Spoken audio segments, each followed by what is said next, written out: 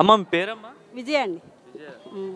ఏంటమ్మా మీరు ఒక దివ్యాంగురాలు అయినా సరే ఏంటి ఇంత జనం ఇంత క్రౌడ్లో మీరు మీటింగ్కి ఎందుకు వచ్చా అసలు? రావాలని వచ్చాం సార్. రావాలని వచ్చారు. అంతేనా ఎవరైనా బలవంతంగా లేదు తీసుకొచ్చారు? సార్, బలవంతం ఏం లేదు సార్, రావాలని వచ్చాం. ఏంటి అంత అవసరమా మీటింగ్ రావాల్సింది? టీవీలో ఉండి చూసినా సరిపోతుంది కదా చంద్రబాబు గారిని. మన దగ్గరికి వచ్చి చూద్దామని. దగ్గరికి వచ్చి చూద్దాం. అంత ఇష్టం అమ్మా చంద్రబాబు అంటే? ఇష్టమేనా? ఓకే. ఎందుకు ఇష్టం అంటే ఏం చెప్తారు మీరు? మాలాంటి వాళ్ళకి సాయాలు చేస్తున్నారు కదా, అందువల్ల. ఎంత వస్తుంది పెన్షన్ మీకు? 6,000 సార్. 6,000. గత ప్రభుత్వంలో ఎంత వచ్చేది మీకు? 3,000 సార్. 3,000. అంటే డబల్ చేశారు మీకు బాబు గారు. ఎలా అనిపిస్తుంది మీ పెన్షన్ని రెట్టింపు చేయడం వల్ల? పర్వాలేదు సార్, మాకు ఆధారం ఉంది. మాకు ఎవరు లేరు, ఆధారం ఉంది అది. ఆధారం. ఉమ్. ఓకే. ఎలా ఉందమ్మా ఓవరాల్గా చంద్రబాబు గారి పరిపాలన? పర్వాలేదండి, బాగానే ఉంది. బాగానే ఉంది సార్. పెన్షన్ ఇప్పుడు ఆయనే ఇంటింటికి వచ్చి ఇస్తున్నారు కదా 1వ తారీఖున.